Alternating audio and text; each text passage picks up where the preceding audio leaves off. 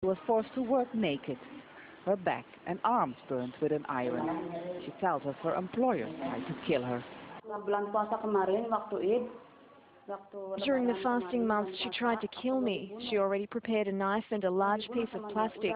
The knife was held against my neck. You can still see the wounds. They gave me a burial sheet and told me, "This will be yours. We will kill you and throw your body on Jeddah Street." That's what they said. We secretly filmed Eka Amalia in Jakarta's police hospital, where abused maids, most arriving from Saudi Arabia, are taken to recover. They are hidden away from the public. Siska Ibrahim was scalded with boiling water, her skull cut with a knife.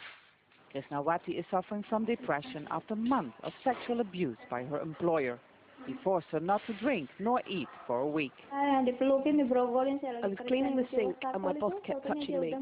He was naked and touched me from behind. He forced me to have sex with him. He was already wearing a condom. I struggled. My veil was removed and fell on the floor. I couldn't fight him. 6 million Indonesians work as migrant workers abroad.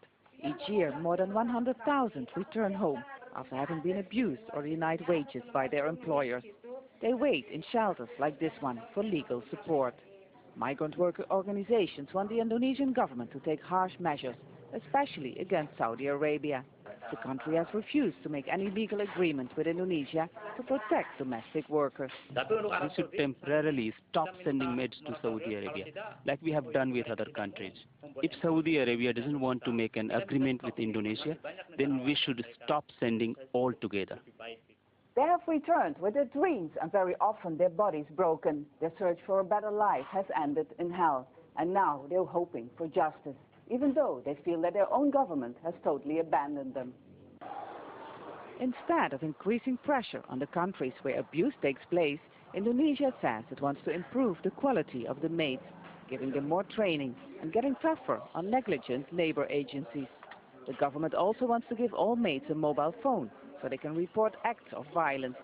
Indonesia says it can't stop sending maids to Saudi Arabia because too much money is involved. There's a huge economic factor involved, so what we want to do is to be more selective in sending them. We will still send them, but with more requirements, so this way we hope to decrease abuse. But migrant workers think the government's response is far too weak. Handing out mobile phones to maids going abroad is silly, they say. Since the first thing a maid has to do when she arrives is hand in her phone, leaving her isolated and prone to abuse. Step Fasen, Al Jazeera, Jakarta.